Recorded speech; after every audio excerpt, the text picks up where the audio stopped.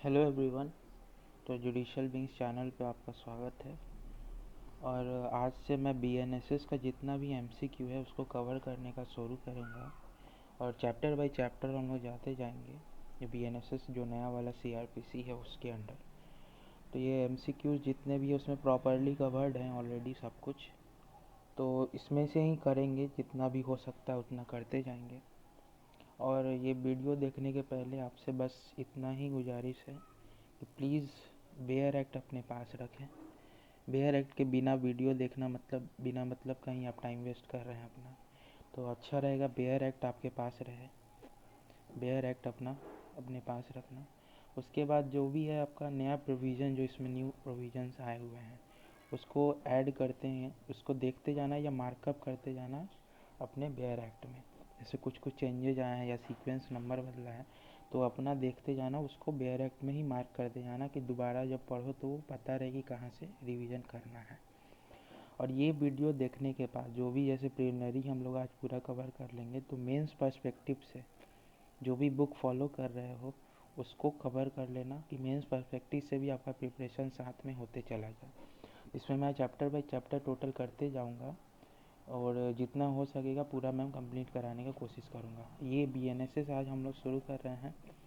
अगर BNSS complete हो जाता है और आपका सपोर्ट मिलता है पूरा पूरा इसमें, तो मैं ट्राई करूंगा कि सारा का सारा जो बीएनएसएस है या जो भी न्यू एक्ट्स बने हैं, बीएसए है, भारतीय साक्ष्य अधिनियम या भारतीय न्याय संहिता, वो सब भी करवा दूँ। और प्लीज़ सो के मत देखना इसको वीडियो को, क्योंकि बहुत टाइम लगता है बनाने में, बहुत मेहनत भी लगता है। सारा स्कैन करो फिर वापस से अपलोड करो उसमें। और मैं खुद सामने बेयर एक्ट खोल के रखा हूँ तो आपके लिए भी बेहतर होगा अगर आप सामने बेयर एक्ट खोल के रखें, क्योंकि रेफ़र करने में इजी रहेगा। और जो भी न्यू चेंजेज हुए हैं, क्योंकि प्रोबेबल है वहीं से क्वेश्चन आएगा ज़्यादा से, न्यू चेंजेस जो हुए हैं उसको तो छोड़ना ही नहीं है, तो बेयर एक्ट में ही मार्क कर लेना है उसको। चलो बिना टाइम वेस्ट किए आगे बढ़ते हैं। और इस वीडियो को आप 1.5x या 2x पे भी देख सकते हैं अगर वॉइस आपको लगे कि स्लो जा रहा है तो उस हिसाब से। तो इसमें सेक्शन पहला चैप्टर जो है प्रिलिमिनरी वो हम लोग कवर करेंगे, जो सेक्शन 1 to 5 है। इसी में सेक्शन 2 है, उसमें डेफिनेशंस दिया हुआ है। तो सेक्शन तुम्हारा पहला वाला शुरू से करते हैं। Extend commitment and applicability. पहला क्वेश्चन है BNSS receive presidential assent on, कब मिला प्रेसिडेंशियल एसेंट? तो भाई 25 दिसंबर 2023 को, लेकिन इन्फोर्समेंट कब हुआ है? तो 1 जुलाई 2024 से। ये कंफ्यूज नहीं हो जाना इसमें। नेक्स्ट तुम्हारा पूछ दिया वही question, BNSS is enforceable from, कब से है? तो 1 जुलाई 2024 से इन्फोर्सिबल है।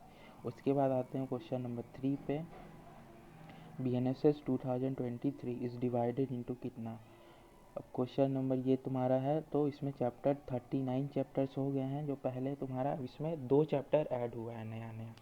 अब कौन सा 2 चैप्टर ऐड हुआ है? तो भाई 2 चैप्टर जो ऐड हुआ है, एक हुआ है चैप्टर 7A, एक चैप्टर ऐड हुआ है तुम्हारा, जो पहले 7A था वो हो गया चैप्टर 8, वो हो गया चैप्टर 8। एक जो तुम्हारा था चैप्टर 21A, वो है गया है तुम्हारा चैप्टर 23। तो ये 2 चैप्टर बढ़ गया, तो पहले 37 था चैप्टर, अब तुम्हारा कितना हो गया है? 39। अब इसमें कोई डाउट नहीं होना चाहिए कि कितना चैप्टर है क्या है। नेक्स्ट क्वेश्चन पे आते हैं तुम्हारा। तो इसमें क्वेश्चन पूछा जाए तुम्हारा कितना डिवाइडेड है? तो 39 चैप्टर हो गया है, 531 सेक्शन हो गया है। पहले कितना था आप लोग कमेंट में बताओ। क्वेश्चन नंबर 4 पे आ जाते हैं, बीएनएस एक्सटेंड्स टू, कहाँ तक एक्सटेंशन है इसका? तो whole of India except state of Nagaland and tribal area subject to sub exceptions. तो सब क्लॉज 1 जो है सेक्शन 1 का, उसी में दिया हुआ है कि कहाँ पे ये एक्सटेंड नहीं करेगा। तो इसमें पर्टिकुलरली मेंशन है स्टेट ऑफ नागालैंड में नहीं जाता है और टू द ट्राइबल एरियाज में नहीं जाता है। अब इसमें 2 केसेस आते हैं जहाँ पे तुम्हारा बताया गया है कि स्टेट ऑफ नागालैंड या तुम्हारा ट्राइबल एरियाज में एक्सटेंड नहीं करता है।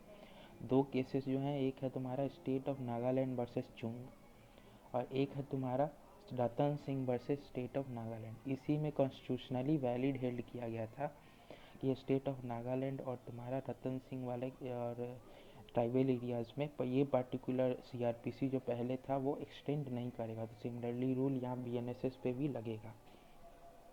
उसके बाद आते हैं क्वेश्चन नंबर 5 पे, विच of the following is a correct answer. आपको उसमें पहले पढ़ लो प्रोविजन क्या बोल रहा है। Provision of BNSS does not apply to state of Jammu Kashmir, ये क्या सही है।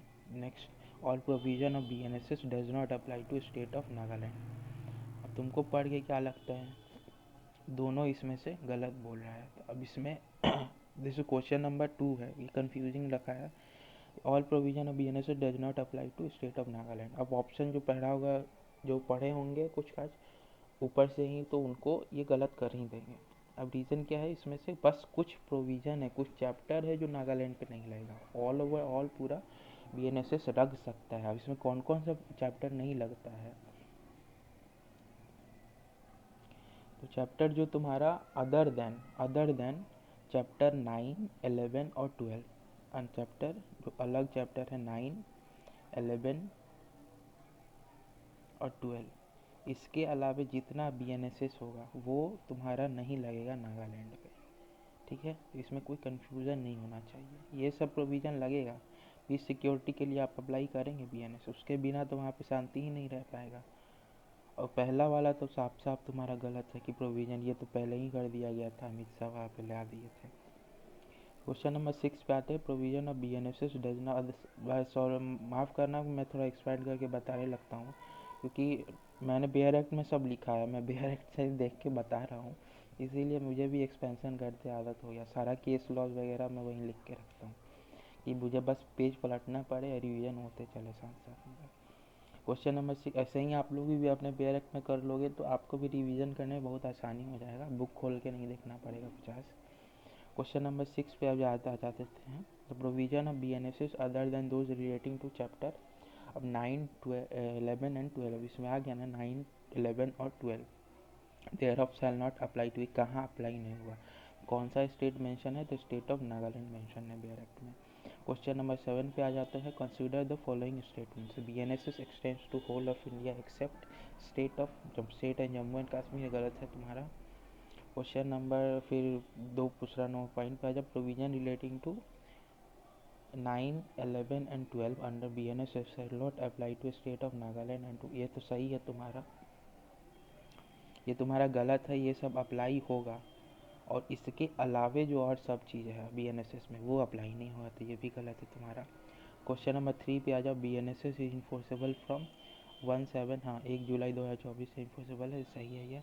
क्वेश्चन नंबर फिर तुम्हारा 2 पूछ रहा है कि चैप्टर 2 जो बीएनएसएस का है वो किससे रिलेटेड है, ये कॉन्स्टिट्यूशन ऑफ क्रिमिनल कोड से रिलेटेड है। अब इसमें क्या होगा सही, तो बस 3 और 4 ऑप्शन जो है वही सही है, ये दोनों गलत है। जम्मू कश्मीर पे लगता है, तुम्हारा नागालैंड ट्राइबल एरियाज़ पे 9, 11 और 12 ये दोनों ये सब तुम्हारा चैप्टर अप्लाई होगा, इसके अलावा जो बीएनएसएस है वो अप्लाई नहीं होगा। क्वेश्चन नंबर 8 पे आ जाओ, what is the meaning of tribal areas for purpose of section 1 of BNSS. अब इसका डेफिनेशन पूछ रहा है भाई, इसमें क्या होगा ट्राइबल एरियाज़ में। तो ट्राइबल एरियाज़ तुम्हारा जो सेक्शन 1 का सबसेक्शन 1 जो है उसी में डिफ़ाइन किया गया है एक्सप्लेनेशन वाले पार्ट में, ट्राइबल का मतलब क्या होता है। तो उसमें वही ऑप्शन सी दिया होगा कि Assam as prescribed in para 20 of the 6th schedule of constitution, उसमें जो दिया हुआ है वही तुम्हारा Assam as prescribed in para 20 of the 6th schedule of constitution, ये तुम्हारा एक्सप्लेनेशन जो है सेक्शन 1 सब क्लॉज 1 का उसी के एक्सप्लेनेशन में दिया हुआ है। सॉरी, सेक्शन 1 सब सेक्शन 2 उसके एक्सप्लेनेशन में दिया हुआ है, मार्क कर लेंगे। फिर नेक्स्ट पे आ जाते हैं बेल एंड बेल बॉन्ड। अब ये वाला हम लोग पार्ट कर रहे हैं, अभी हम लोग डेफिनेशन वाले पार्ट में आ जाए हैं जो सेक्शन 2 में दिया हुआ है। अब इसमें जो जो नया ऐड हुआ है वो अपना मार्क करते रहना। जैसे टर्म बेल पहले कहीं डिफाइन नहीं था, डिफाइन भी था तो केस लॉज में था, अब यहाँ पे डिफाइन कर दिया गया है। तो बेल का डेफिनेशन क्या होगा, तो टर्म बेल कहाँ पे डिफाइन है तुम्हारा, तो ये डिफाइन है 2B में, तुम्हारा सेक्शन 2B ये हो तुम्हारा ऑप्शन, उसमें दिया हुआ है। उसके बाद क्वेश्चन नंबर 2 पे आ जाओ, bail as defined in BNSS means release of, bail का डेफिनेशन जो दिया है उसके अकॉर्डिंग क्या होगा, तो इसमें तुम्हारा दोनों दिया हुआ है, person accused of an offence उसका जब रिलीज हो रहा है, या person suspected of commission of an offence उसका जब रिलीज हो रहा है। दोनों केस में बेल का वही डेफिनेशन है। उसके बाद आते हैं क्वेश्चन नंबर 3 पे, बेल एज पर डेफिनेशन में भी गिवन बाई, कौन कौन दे सकता है। तो भाई इसमें सारे दे सकते हैं, तीनों मेंशन है, कोर्ट, ऑफिसर, पब्लिक प्रोसिक्यूटर। वो तुम्हारा ये पब्लिक प्रोसिक्यूटर नहीं है, सॉरी, ऑफिसर एंड कोर्ट दो तुम्हारा दिया हुआ है। जैसे ऑफिसर पुलिस ऑफिसर छोड़ देता है बेलेबल केस में, तो वो भी तो बेल हुआ ना। बेलेबल केस है उसमें छोड़ दिया वो कुछ बॉन्ड लेके, तब वो भी बेल माना जाता है। अब कोर्ट जब देता है तो बेल माना ही जाता है। तो बेल का डेफिनेशन वही दिया हुआ है, तो बोथ ए एंड बी होगा तुम्हारा। फिर क्वेश्चन नंबर 4 पे आ जाओ, term bail bond has been defined in which section of BNSS, कहाँ पे ये डिफाइंड है। तो ऑप्शन डी है तुम्हारा इसका 2D में डिफाइंड है, बेल बॉन्ड 2D में डिफाइंड है। सी में तुम्हारा 2C जो आता है उसमें बेलेबल ऑफेंस डिफाइंड है। क्वेश्चन नंबर 5 पे आ जाओ, term bond has been defined in which section of BNSS, कहाँ पे ये डिफाइंड है बॉन्ड। तो बॉन्ड बाई बेल बॉन्ड के जस्ट बाद डिफाइंड है, 2E में डिफाइंड है। टू अब 2B तुम्हारा हो गया बेल, 2C हो गया तुम्हारा बेलेबल ऑफेंस, 2D हो गया बेल बॉन्ड, और 2E हो गया बॉन्ड। क्वेश्चन नंबर अब तुम्हारा bailable and non bailable offence, ये नया वाला कैटेगरी शुरू हो गया कि ये कहाँ पर डिफाइंड है। तो बेलेबल ऑफेंस तुमको ऑलरेडी बताया 2C में डिफाइंड है, वहीं पे तुम्हारा नॉन बेलेबल भी डिफाइंड है। The term bailable and non bailable offence has been defined in which section, CRPC में भी ऐसे ही था, यहाँ पे भी वही है, 2C में भाई डिफाइंड है ये। नेक्स्ट आ जाते हैं बेलेबल ऑफेंस का मतलब क्या होता है। तो सी तुम्हारा which is shown as bailable in the first schedule of BNSS। ये इंटरव्यू वगैरह में क्वेश्चन पूछ लेते हैं, जैसे मेरा ही बिहार जुडिशरी का इंटरव्यू हुआ था तो उसमें ये पूछे थे। अब लोग क्या इसमें बताने लगते हैं 2 years वाला, 3 years वाला, वो सब नहीं बताना। जो बेयर एक्ट में मेंशन्ड है चुपचाप वो बताओ वहाँ पे, अगर इंटरव्यू में हो तो वहाँ पे अपना ज्ञान नहीं दिखाना है, ये केस देखें वो केस देखें। सिंपल एज सिंपल रख सकते हो, उसको सिंपल रखो। यहाँ पे जैसे ये तो तुमको मेंशन कर, मेंस भी लिख रहे हो तो पहले उनको तो ये मेंशन करना ही है, उसके बाद केस लॉज पे जाना कि यहाँ पे कोई जज साहब ये बोले वो बोले, यही नहीं मेंशन करोगे तो समझेगा इसका बेसिक ही नहीं क्लियर है। उसके बाद इसमें तुम्हारा बेलेबल ऑफेंस का मतलब क्या हो गया, तो ऑप्शन सी है, which is shown as bailable in the first schedule of BNSS और under any other law for the time being in force. Question number 3, यार सब्सक्राइब करते रहना है इसको और शेयर भी करते रहना अपने दोस्तों में, बहुत ज़्यादा हेल्प हो जाएगा तो उन लोग का भी और तुम्हारा भी। और ये हम अपने ही हेल्प के लिए बना रहे हैं एक्चुअली, क्योंकि मुझे भी बाद में रिवीजन नहीं करना पड़े, बस वीडियो देख के काम चल जाएगा।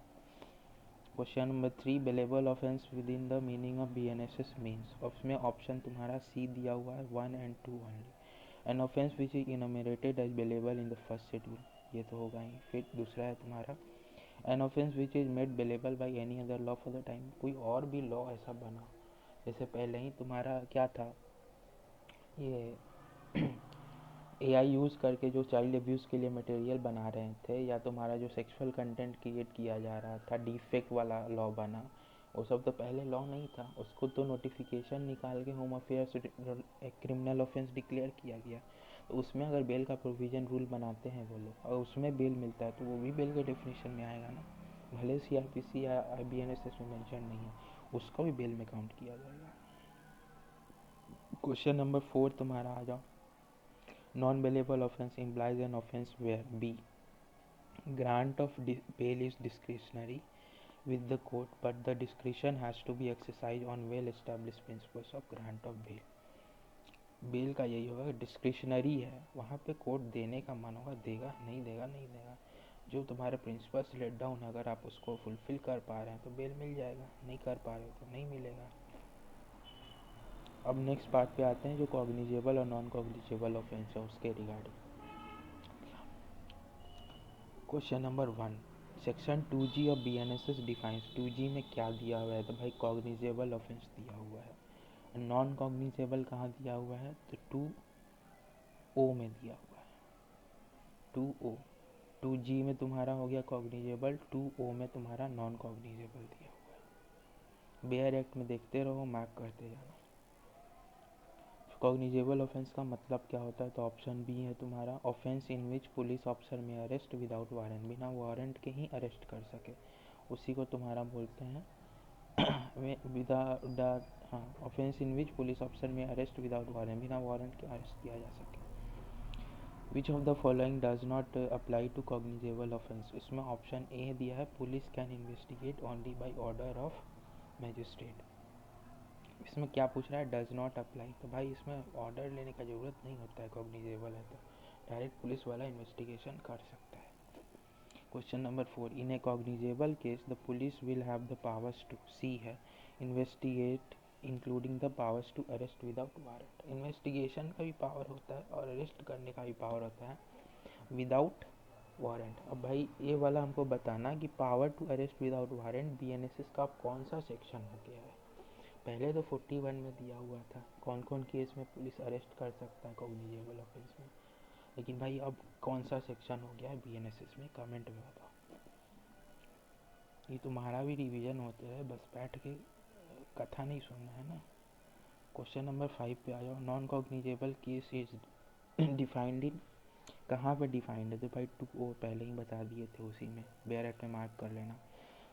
Question number 6, under section 2 of BNSS the non cognizable offence means a case in which B है तुम्हारा and a police officer has no authority to arrest without warrant. Cognizable में तो अरेस्ट कर सकते हो, नॉन कॉग्निजेबल मैजिस्ट्रेट का order चाहिए तब आप अरेस्ट कर सकते हैं। In non cognizable case the police has the authority C neither to investigate without order of magistrate mentioned है, nor can arrest the accused without warrant, बिना वारंट के आप उसको अरेस्ट नहीं कर सकते हो। नेक्स्ट तुम्हारा आ जाओ question number 8, permission to investigate into a non cognizable offence may be granted by, कौन देगा गारंटी, इसमें कौन देता है तुमको ऑर्डर कि ठीक है इसमें इन्वेस्टिगेशन कर सकते हो, तो magistrate having power to try the case. अब ऐसा नहीं कि जैसे 7 साल वाला केस है, 7 साल वाला ऑफेंस का कोई केस है इसमें 7 साल का पनिशमेंट होगा, वो वाला केस में तुम देख लिए, तो तुम ऐसा नहीं हुआ कि जो मजिस्ट्रेट जिसके पास पावर है ये बस 1 साल के ऑफेंस को ट्राई करने का है, अब उससे तुम ऑर्डर लेके नहीं 7 साल वाले को पकड़ लोगे। जो उस लेवल का मजिस्ट्रेट होगा जिसको उस लेवल का पावर दिया गया है, बस उसी से आप अरेस्ट करवा सकते हैं और किसी से आप नहीं करवाएंगे, उसी का ऑर्डर चाहिए होगा इन्वेस्टिगेशन के लिए। क्वेश्चन नंबर, अब तुम्हारा आ जाओ नेक्स्ट पार्ट जो डेफिनेशन है कंप्लेंट। अब कंप्लेंट क्या है, complaint under section 2H can be, कौन कौन क्या हो सकता है, तो रिटन ओरल बाई दोनों मेंशन्ड है। कंप्लेंट तुम्हारा 2H में जो बोलता है कि रिटन ओरल दोनों फॉर्म में आप उसको सबमिट कर सकते हैं। फिर क्वेश्चन नंबर 2 पे आ जाओ, कंप्लेंट का मतलब क्या होता है, ऑप्शन बी है तुम्हारा any allegation made orally or in writing to a magistrate to take action against known or unknown person who has committed an offence. Option B है तुम्हारा कंप्लेंट का मतलब क्या है, तो भाई यही डेफिनेशन तुम्हारे BR में जो था वही उठा के रख दिया है, N allegation made orally or in writing to a magistrate to take action against known or unknown person who has committed an offence. अब ऐसा नहीं हुआ कि बस नोन ही के होगा, अननोन भी हो सकता है। क्वेश्चन नंबर 3 पे आ जाओ, कंप्लेंट में रिलेट टू किससे रिलेटेड होगा, कॉग्निजेबल भी होता है नॉन कॉग्निजेबल, दोनों के केस में कंप्लेंट दे सकते हो। क्वेश्चन नंबर 4 पे आ जाओ, which of the following statement is not true as per BNSS। इसमें ऑप्शन ए है तुम्हारा A complaint is made against known person only, कोई गलत है, पूछ रहा है इसमें से नॉट ट्रू, तो यहाँ पे गलत हो जाएगा, बस नोन के अगेंस्ट नहीं होता, अननोन के भी अगेंस्ट हो सकता है। क्वेश्चन नंबर 5 पे आ जाओ, most essential ingredient of complaint is, क्या सबसे अच्छा तुम्हारा एसेंशियल एग्रीमेंट इंग्रेडिएंट क्या है कंप्लेंट का, then allegation of an offence with a view to take action, यही है तुम्हारा, तुम एलिगेशन ही लगा रहे हो ना कंप्लेंट दे के उसके अगेंस्ट, और तो तुम कुछ करवा नहीं रहे हो।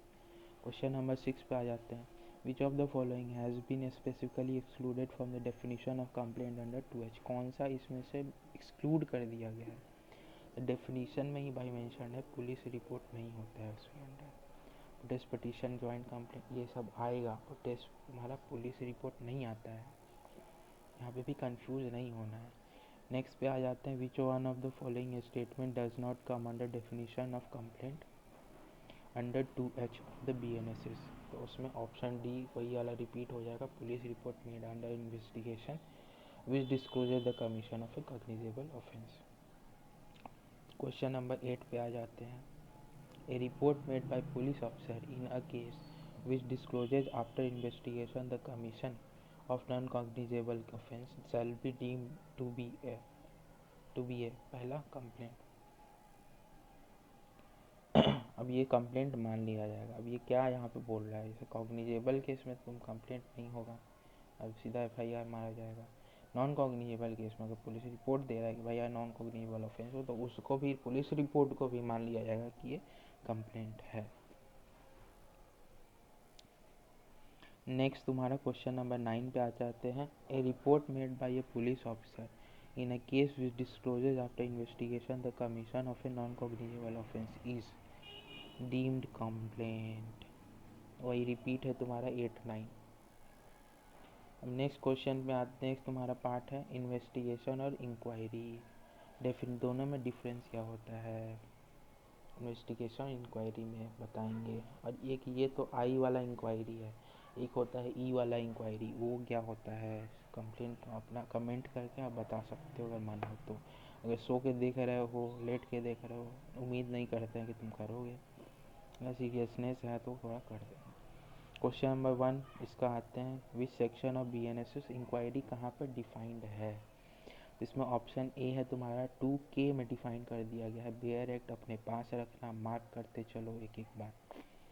इसमें तुम्हारा बीएनएसएस में इंक्वायरी कहाँ पे डिफाइंड है, तो भाई 2K में डिफाइंड है। यही सब क्वेश्चन एग्जाम में आ जाएगा, लटक जाओगे वहाँ पे फिर। Question number 2, inquiry under BNSS is conducted by.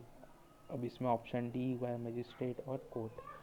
अभी इंक्वायरी कहाँ पे बीएनएसएस कंडक्ट कराता है इंक्वायरी बीएनएसएस में कौन कौन कंडक्ट कर सकता है, भाई मजिस्ट्रेट और कोर्ट ही कर सकता है। इन्वेस्टिगेशन बस पुलिस ही कर सकता है, उसमें कोर्ट नहीं आएगा और इसमें पुलिस नहीं आएगा, ये अपना अपना डोमेन है ये लोग का। Next question, inquiry is conducted by magistrate with a view to, किस व्यू से किया जाता है। इंक्वायरी बस इसलिए किया जाता है कि मजिस्ट्रेट देखेगा भाई कोई केस बन भी रहा है कि नहीं, कि बस ये लोग का बस छोटा मोटा लड़ाई है। अब कोई लड़की जाके बोल देगी, अब मान लो कोई लड़का लड़की को प्रपोज किया, लड़की जाके बोल देगी कि भाई हमको डेयरी मिल्क सिल्क नहीं दिया है, तो हम इसके अगेंस्ट केस फाइल करना चाहते हैं। तो वो तो कोई केस बन नहीं रहा है ना। अब वो जाके मजिस्ट्रेट के सामने खड़ा हो गई कि हमको सिल्क नहीं दिया, डेयरी मिल्क सिल्क नहीं दिया, इसलिए अब इसके अगेंस्ट केस कीजिए आप। अब वो तो कोई मैटर ही नहीं है ना, तो छोटा मोटा ट्रिवियल मैटर है। कोर्ट भी हंस देगा, जज भी हंस देगा, आप भी हंस रहे होंगे। तो वो भाई वहाँ पे देखेगा कि केस ढंग का बन रहा है कि नहीं, भाई माथा होता फटा कि नहीं, मारपीट हुआ कि नहीं, ज़मीन का मुद्दा है कि नहीं, किसी का मर्डर वगैरह हुआ कि नहीं, या कुछ पहले का लड़ाई झगड़ा चल रहा है ये लोग का। उस केस में मजिस्ट्रेट भाई इंक्वायरी करके अब देखेगा कि प्राइमा फेसाई केस बन रहा है कि नहीं। क्वेश्चन नंबर 4 पे आ जाते हैं। Which one of the following is correct for an inquiry in BNSS. अब इसमें तुम्हारा ऑप्शन बी है, it is other than a trial under the code by a magistrate or court. वही रिपीट चलेगा अब तुम्हारा कुछ। क्वेश्चन नंबर 5 पे आ जाओ। Point out the incorrect response under the BNSS. पहला, inquiry is conducted by a court, ये तो सही है तुम्हारा। इंक्वायरी दूसरा है तुम्हारा, inquiry is conducted after framing of charge. ये तुम्हारा पॉसिबल है कि चार्ज फ्रेम हो गया, मतलब चार्जशीट फाइल हो गया, चार्ज फ्रेम हो गया, अब मजिस्ट्रेट चल रहा है इंक्वायरी करने के लिए, वो पॉसिबल भी है तुम्हारा कभी। ये तो पढ़ के ही लग रहा है उल्टा पुल्टा हो गया, तो ऑप्शन बी होगा तुम्हारा। क्वेश्चन नंबर 6 पे आ जाओ। Which of the following statement is are true. इसमें ऑप्शन बी दिया हुआ है, inquiry means every inquiry other than a trial. Other than trial, trial भी जुडिशियल प्रोसीडिंग पूछा जाएगा तो इंक्वायरी ट्रायल उसमें सब आ जाएगा, लेकिन बस इंक्वायरी पूछा जा रहा है तो अब ट्रायल के अलावे जो करेगा मजिस्ट्रेट या कोर्ट, वो तो भाई इंक्वायरी में आ जाता है। क्वेश्चन नंबर 7 पे आ जाओ। When a complaint is presented to a magistrate and the magistrate proceeds to examine the complainant and witnesses, the magistrate क्या कर रहा है, इंक्वायरी कर रहा है। वो देख रहा है पूछ के कि कुछ बन रहा है कि नहीं। लड़की से पूछ रहा है कि भाई ठीक है वो सिल्क नहीं दिया तो तुम इसके लिए केस करोगी, तो भाई केस तो करना है, तो उसको भी लगेगा कि तो मजाक चल रहा है यहाँ पे, कोर्ट का मजाक बन जाएगा। अगर केस इंटरटेन हुआ तो केस ही नहीं लेगा। क्वेश्चन नंबर 8 पे आ जाते हैं। 2L ऑफ बीएनएसएस में क्या डिफाइंड है। 2L बेयर एक्ट तुम्हारे पास सामने होगा। पहले 2H में इन्वेस्टिगेशन था, अब 2L में आ गया इन्वेस्टिगेशन। तो ये बहुत इम्पॉर्टेंट हो जाता है, मुंह पे रहना चाहिए, जवान पे एकदम रहना चाहिए कि भाई इन्वेस्टिगेशन कहाँ पे डिफाइंड है। क्वेश्चन नंबर 9 पे आ जाओ। Investigation under the BNSS is conducted bye. Investigation कौन कर सकता है? बस पुलिस कर सकता है, इसमें मजिस्ट्रेट कोर्ट नहीं आएंगे। जैसे उसके इंक्वायरी में पुलिस नहीं जाएगा तो इसकी इन्वेस्टिगेशन में मजिस्ट्रेट नहीं आ सकता। क्या मजिस्ट्रेट इन्वेस्टिगेशन में इंटरफेयर कर सकता है? कभी नहीं इंटरफेयर कर सकता है। हाँ, अगर इन्वेस्टिगेशन के बाद जो रिपोर्ट आता है और मजिस्ट्रेट को लगता है कि भाई इसमें रिंग फिर से अच्छे से इन्वेस्टिगेशन होता है, तो मजिस्ट्रेट ऑर्डर कर सकता है उसको, लेकिन आप खुद जाके इन्वेस्टिगेशन पुलिस के साथ नहीं कर सकते हैं। Question number 10, object of investigation is, option C है तुम्हारा, to collect evidence against the accused. Evidence है तो वहाँ एक्यूज के अगेंस्ट उसको कलेक्ट करने के लिए इन्वेस्टिगेट ऑब्जेक्ट का इन्वेस्टिगेशन का पर्पस ही यही होता है, collect evidence. Question number 11, in respect of investigation provided under section 2L of BNSS, which of the following is correct? इसमें से क्या सही है? इन्वेस्टिगेशन कैन बी कंडक्ट, क्या इसमें से इनकरेक्ट है? तो पूछ रहा है investigation can be conducted by magistrate himself. हो ही नहीं सकता है, बस पुलिस कर सकता है। तो इसमें जैसे investigation can be conducted by police officer, सही है। Investigation can be conducted by person B authorised by magistrate, सही है। सी तुम्हारा गलत है, इनकरेक्ट मार्क करना था। Question number 12, consider the following statement, investigation is made by a police officer, सही है कि गलत है? सही है। Object of police investigation is to collect evidence, सही है कि गलत है? सही है। Investigation is judicial proceeding, judicial proceeding है ये? नहीं है ना, गलत हो गया। Investigation is not a judicial proceeding, ये सही है। तो 1, 2 और 4 सही हो गया, ऑप्शन बी होगा इसका। क्वेश्चन नंबर 13 पे आ जाओ। Which of the following combination are correctly match, इसमें से कौन कौन सही है? में पूछ रहा है तुम्हारा मेड बाय मजिस्ट्रेट, मजिस्ट्रेट क्या इन्वेस्टिगेशन करता है? गलत है। तो object to collect evidence, inquiry का, ये गलत है, इंक्वायरी नहीं कर रहा, बस पूछताछ हो रहा है कि केस बन रहा है कि नहीं। Question number 3, ordinary second stage of criminal case, inquiry ही होता है, सही है। It is not a judicial proceeding, investigation judicial नहीं होता है, इंक्वायरी होता है। तो ऑप्शन तुम्हारा 3 और 4 ही होगा बस, तो इसमें दिया है ऑप्शन सी। क्वेश्चन नंबर 14 पे आ जाओ। With respect to the definition of investigation where any of the provision of special act are inconsistent with the provision of this Sanhita BNSS, तो क्या हो जाएगा? उस केस में जो स्पेशल एक्ट होगा वही प्रिवेल करता है, BNSS नहीं बनेगा। क्योंकि अगर BNSS ही प्रिवेल कर जाएगा तो भाई स्पेशल एक्ट बनाने का पर्पस ही खत्म हो गया ना वहीं पे, इसीलिए वो नहीं होता एंटरटेन। क्वेश्चन नंबर, अब आ जाओ नेक्स्ट पार्ट पे जो जुडिशियल प्रोसीडिंग है उस पर। क्वेश्चन नंबर 1 पे आते हैं। Which of the following section of BNSS define judicial proceeding, कहाँ पे डिफाइंड है? बेयर एक्ट रखे होगे सामने, अगर सो के देख रहे हो तो उम्मीद नहीं करते हैं। अगर बेयर एक्ट रखे होगा सीरियसली तो भाई 2M में डिफाइंड है जुडिशियल प्रोसीडिंग। मार्क करते चलो, एक एक सेक्शन आ जाएगा, कुछ ना कुछ इसमें से आ जाएगा, तो वहाँ पे लटक जाओगे फिर से, बोलोगे कोई बताया नहीं, तो भाई हम क्या कर रहे हैं वीडियो बना के, वही तो कर रहे हैं ना। Question number 2, any proceeding during which evidence is taken on oath is called. Oath पे अगर आप ले रहे हैं एविडेंस तो उस प्रोसीडिंग को क्या कहा जाएगा? जुडिशियल प्रोसीडिंग होता है। पुलिस वाला ओथ पे नहीं ले सकता है, ठीक ना, वर्दी उतर जाएगा उनका। Question number 3, which one of the following is not a judicial proceeding. अब आर्बिट्रेटर के बिफोर जो अगर कर रहे हो तो वो सब जुडिशियल प्रोसीडिंग में काउंट नहीं आता है, ठीक ना। ये स्पेसिफिक सुप्रीम कोर्ट भी 1-2 केसेस में ऑलरेडी मेंशन कर चुका है। इसमें क्या क्या आएगा जुडिशियल प्रोसीडिंग में, क्या क्या आएगा देख लो। जज जब सुन रहा है केस को तब, या किसी को ऑथराइज किया गया जो एविडेंस लेने के लिए, वो सब केस में आ सकता है। Person you authorise to take evidence, उस केस में, या मजिस्ट्रेट सुन रहा है तब। अब क्वेश्चन तुम्हारा 4 पे आ जाओ। Which of the following is not a judicial proceeding. भाई प्रोसीडिंग अंडर सेक्शन 246 BNSS। अब 246 में क्या दिया हुआ था, ये हम लिख दिए थे वहीं पे, चार्ज जॉइंटली। चार्ज को जब जॉइंट किया जाता है उस वाले केस में, वही वाला सेक्शन है तुम्हारा 246। Proceeding under 248 BNSS, trial by public prosecutor जो करता है वो वाला पार्ट, वो इसमें आएगा तुम्हारा जुडिशियल प्रोसीडिंग में। आ सकता है कि नहीं आ सकता है, तुम्हारा कमेंट में बताओ। Question number C, option C है तुम्हारा, ए मजिस्ट्रेट होल्डिंग है टीआईपी जुडिशियल प्रोसीडिंग का पार्ट है कि नहीं है। क्वेश्चन नंबर फिर ऑप्शन डी तुम्हारा, प्रोसीडिंग अंडर 233 बीएनएसएस। अब 233 में क्या है, procedure where there is a complaint and police investigation for the same. अब इस केस में अगर कंप्लेंट और पुलिस इन्वेस्टिगेशन दोनों चल रहा है तो क्या माना जाएगा उस केस को, वो वाला पार्ट उसमें दिया हुआ है 233 बीएनएसएस में। अब इसमें क्वेश्चन क्या था, विच of the following is not a judicial proceeding. तो भाई टीआईपी वाला जो पार्ट होता है ना वो जुडिशियल प्रोसीडिंग में नहीं आएगा। क्वेश्चन नंबर 5 पे आ जाओ, which one of the following proceeding is known as judicial proceeding. तो ऑप्शन तुम्हारा सी है तुम्हारा, इंक्वायरी और ट्रायल जुडिशियल प्रोसीडिंग का पार्ट नहीं होता है।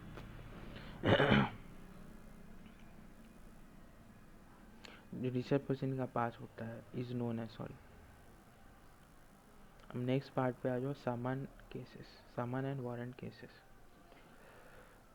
नीचे कमेंट में बताना कि बीएनएसएस या सीआरपीसी में समन और वारंट केस कहाँ पे मेंशन था।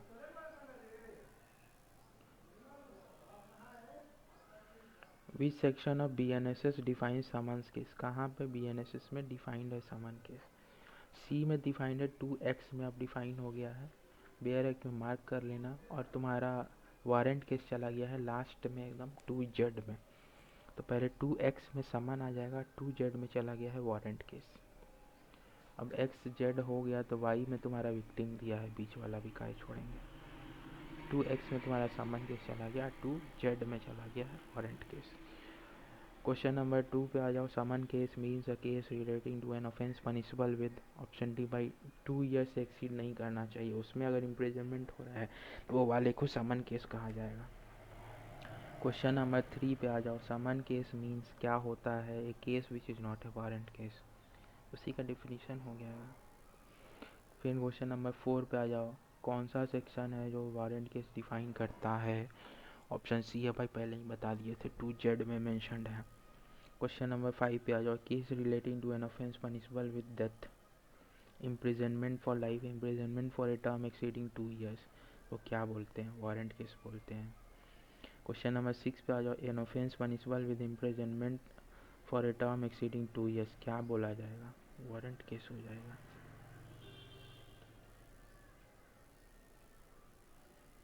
क्वेश्चन नंबर 7 पे आ जाओ, वारंट केस का मतलब क्या होता है। तो इसमें डी दिया है, रिलेटिंग टू एन ऑफेंस, वही है तुम्हारा death, imprisonment for life, imprisonment for a term exceeding 2 years, exceeding तुम्हारा लेस देन 2 ईयर्स है तुम्हारा समन केस में आ जाएगा। अब हमको बताना एक डाउट कि 2 ईयर्स अगर कोई ऑफेंस का पनिशमेंट है तो उसको समन केस बोलेंगे या वारंट केस बोलेंगे, क्योंकि डेफिनेशन में तो यहाँ पे क्या लिखा है, एक्सीडिंग 2 ईयर्स, समन केस में क्या है, लेस देन 2 ईयर्स। तो भाई 2 ईयर्स तो मेंशन नहीं है ना कहीं, 2 ईयर्स को कहाँ काउंट करेंगे हम लोग, समन में जाएगा कि वारंट में जाएगा, ये पेयर है, ये तुम्हारा कमेंट में मेंशन करो। अब नेक्स्ट पार्ट पे आ जाता है, जो विक्टिम है, विक्टिम कहाँ डिफाइंड है ये भी बता दिए थे स्टार्टिंग में ही, 2y में मेंशनड है, option C. Question number 2, which one of the following is not correct in respect to of a victim, in respect of term victim under 2y of the VNSS. अब क्या इसमें से सही नहीं है, तो भाई इसके लिए तुमको पहले डेफिनेशन पढ़ना होगा ना विक्टिम का, बेयर एक्ट रखे हो सामने तो पढ़ो क्या है उसमें। Victim means a person who has suffered any loss or injury cause by reason of the act or omission of the accused person and includes the guardian or legal heir of such victim। यही definition दिया हुआ है, include करता है, तो इसमें क्या कर दिया, एक्सक्लूड कर दिया है ना। तो क्या पूछ रहा है, नॉट करेक्ट, ये गलत है, डज नॉट इंक्लूड गार्जियन, भाई इंक्लूडेड है वो, is included, guardian of the legal heir, guardian or legal heir of such victim is also included in the definition of victim, उसको भी माना जाए, उसके साथ भी अपराध हुआ। Question number 3, victim means and include, option D all of these हो जाएगा। इसमें क्या क्या है, यही तुम्हारा डेफिनेशन है बेसिकली, समझ जाओ एक तरह से। पहला क्या है, person which suffered any loss or injury cause by reason of the act or omission for which accuse person has been charge. Question number B, option B है तुम्हारा, हिज एंड हर्ज गार्जियन, वो भी आएंगे, हिज और हर legal hairs वो भी आएंगे, तो इसका तीनों ऑप्शन होगा तो ऑल ऑफ दीज हो जाएगा। Question number 4, which one of the following is not correctly match, कौन सा इसमें से गलत मैच है, भाई 2W मैच है, वो गलत है तुम्हारा। ये पहले 2W किस में था? ये तुम्हारे पुराने वाला जो BNSS तुम्हारा CRPC है ना, उसमें मेंशन था। अब क्या हो गया, ये 2Y में चला गया है विक्टिम। कंफ्यूज नहीं होना है। अब आ जाते हैं मिसलेनियस। अब ये पूरा डेफिनेशन खत्म हो गया। मिसलेनियस जो ऊपर ऊपर बचा हुआ है उसको। अब जो नया वाला ये देख लेना, ऑडियो वीडियो इलेक्ट्रॉनिक मीन्स, ये पहला ही सेक्शन है 2A। तो भाई ये अच्छे से मार्क कर लेना। Audio video electronic means 2A में मेंशन्ड है। इसको तो एकदम रट जाना, कुछ ना कुछ यहाँ से बना देंगे आराम से केस। फिर नेक्स्ट तुम्हारा विच section of BNSS defines electronic communication, कहाँ पे डिफाइंड है? 2I में डिफाइंड है। ये भी ऐड हुआ है नया, ठीक है। ये पहले मेंशन नहीं था, ये भी तुम्हारा ऐड हुआ है नया। उसके बाद आते हैं next question, electronic communication means communication in किस फॉर्म में होना चाहिए? ऑल ऑफ द एवम है इसमें। वर्बल, रिटन वर्बल भी होगा, पिक्टोरियल स्क्रीनशॉट है चैट का, वो वीडियो कंटेंट वीडियो बनाए हैं या CCTV का फुटेज है, वो सब आ जाएगा इलेक्ट्रॉनिक कम्युनिकेशन में। फिर नेक्स्ट हमारा which under which section of BNSS the term offence has been mention, कहाँ पे मेंशन है? 2Q में मेंशन है। पहले कमेंट में बताना कि पहले कहाँ पे मेंशन था offence. Question number 5, police report कहाँ पे डिफाइंड है? B है तुम्हारा, 2T में डिफाइंड है। और इससे पहले कहाँ पे डिफाइंड था, खुद तुम कमेंट करके बताना। Next question number 6, police report का मतलब क्या होता है? मीन्स C है तुम्हारा, report forwarded by the police officer to a magistrate under 193(3) of BNSS। उसके अंडर जो पुलिस ऑफिसर इन्वेस्टिगेशन करने वगैरह के बाद जो रिपोर्ट फॉरवर्ड करता है मजिस्ट्रेट को, वही पुलिस रिपोर्ट हो जाता है। Question number 7, under which section of BNSS the term public prosecutor कहाँ पे डिफाइंड है? पहले 2U में डिफाइंड था CRPC में, अब कहाँ पे डिफाइंड है? भाई 2V में चला गया है। ये भी सारा याद करना पड़ेगा क्योंकि आ सकता है क्वेश्चन आराम से। अब CRPC से क्वेश्चन नहीं बन पा रहा था, इसीलिए चेंज कर दिया गया, BNSS आ गया, तो क्वेश्चन अब बनेगा बहुत अच्छे अच्छे। Question number 8, public prosecutor under 2V of the BNSS means include, क्या क्या उसमें इंक्लूडेड है? भाई any person appointed under section 18 of BNSS, उसमें जो अपॉइंटमेंट होगा वो सारे इसमें आएंगे पब्लिक प्रोसिक्यूटर के टर्म में। फिर क्वेश्चन ऑप्शन बी है, any person acting under the direction of public prosecutor, जो भी आदमी उसके डायरेक्शन में काम करेगा वो भी पब्लिक प्रोसिक्यूटर के डिफरेंस में आ जाएगा। तो ऑप्शन सी है तुम्हारा। Next, the term local jurisdiction has been defined in which section of BNSS, कहाँ पे डिफाइंड है? भाई डी है तुम्हारा, 2N में डिफाइंड है local jurisdiction. Which section of BNSS defines officer in charge of police station, 2R में defined है। Next, which section of BNSS defines police station, police station कहाँ पे डिफाइंड है? 2U में डिफाइंड है। जो पहले तुम्हारा डिफाइन था उसमें, जो पहले तुम्हारा डेफिनेशन था ये कहाँ पे देखना होगा, 2S पे था शायद, वहाँ से तुम्हारा, और 2U में तुम्हारा पब्लिक प्रोसिक्यूटर वाला था, तो यहाँ पे रिप्लेस हो गया है। क्वेश्चन नंबर 12 पे आ जाओ। इसमें पूछ रहा है कौन सा गलत मैच्ड है, नॉट मैच्ड करेक्टली। तो ऑप्शन डी है तुम्हारा, ये पुराना वाला दे दिया है, देखे पब्लिक प्रोसिक्यूटर 2U में दिया है। अब सही कौन सा है? पुलिस रिपोर्ट तुम्हारे 2T में मेंशन्ड है, नॉन कॉग्निजेबल ऑफेंस 2O में मेंशन्ड है, इंक्वायरी 2K में मेंशन्ड है। क्वेश्चन नंबर 13 पे आ जाओ। दोनों को देखना है सही कौन सा है। इसमें तुम्हारा सही का है भाई, कंप्लेंट किस में था? ये तो पुराना वाला था तुम्हारा कंप्लेंट। कंप्लेंट आ जाएगा तुम्हारा 2H में चला जाएगा। इन्वेस्टिगेशन अब नया वाला कहाँ गया है तुम्हारा, ये आ गया है 2L में आ गया है। विक्टिम चला गया है 2Y में, इंक्वायरी आ गया है 2K में। ऑप्शन हो जाएगा बी। क्वेश्चन नंबर 14 पे आ जाते हैं। Which of the following is not correctly match, कौन सा इसमें से गलत मैच है। इंक्वायरी 2K में है, जुडिशियल प्रोसीडिंग 2M में है, पुलिस स्टेशन 2Q में है। तो 2Q में क्या है, ऑफेंस मेंशन्ड है। पुलिस स्टेशन कहाँ पे मेंशन्ड है पुलिस स्टेशन तुम्हारा मेंशन्ड है, बेयर एक्ट का सामने खोले वो 2U में मेंशन्ड है।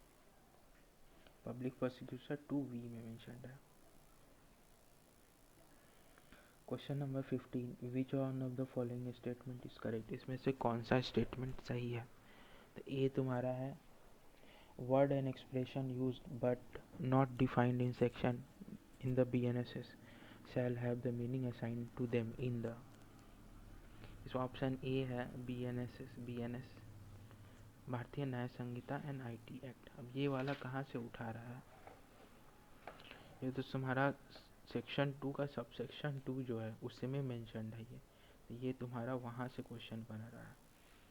तुम्हें बेयर एक्ट में ही लिख देना सेक्शन 2 सब सेक्शन 2 का क्वेश्चन है ये, कि जो मान लो डिफाइन नहीं है कहीं पे तो उसका डेफिनेशन कहाँ से लिया जाएगा। तो भाई जो BNS में डिफाइंड है, भारतीय न्याय संहिता में डिफाइंड है, या तुम्हारा जो डेफिनेशन दिया है IT एक्ट में उसी को मान लिया जाएगा वो डेफिनेशन।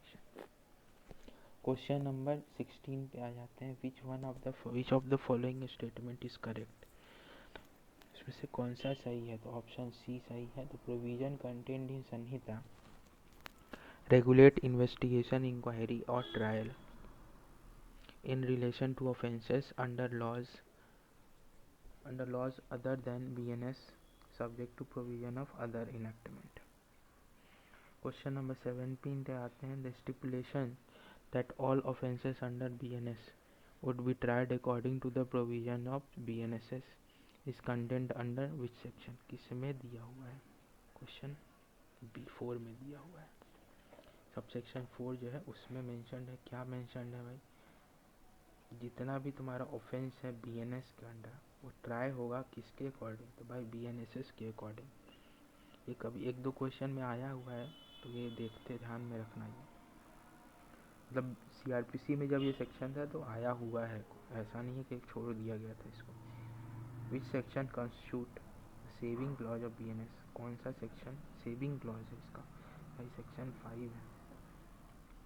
सेविंग क्लॉज क्या बोलता है, अब इसको हम पढ़ देते हैं बेयर एक्ट से, कि nothing content in this Samhita shall in absence of a specific provision to the contrary affect any special or local law for the time being in force, or any special jurisdiction or power conferred, or any special form of procedure prescribed by any other law for the time being in force। मतलब कोई भी special law या local law जो particularly बनाया गया है एक particular reason के लिए या पर्टिकुलर पर्पस को अचीव करने के लिए, तो उसको BNSS ओवरराइड नहीं करेगा। मतलब अगर उसमें कोई ऑफेंस दिया हुआ है और उसका मान लो कोई पनिशमेंट दिया हुआ है चेंज करके जो BNSS में था, तो उसी को स्पेशल में जो दिया है ना वही वाला प्रोसीजर यूज होगा।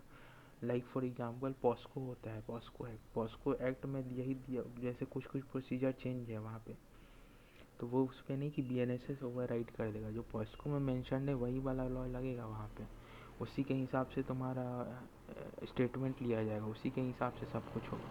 वहाँ पे BNSS नहीं जाके ओवरराइड कर देगा कि नहीं BNSS में ये मेंशन है तो यही होना चाहिए। यही बेसिकली यहाँ पे बोल रहा है। सेविंग क्लॉज का मतलब ही वही होता है जो सेव कर रहा है स्पेशल प्रोविजंस को।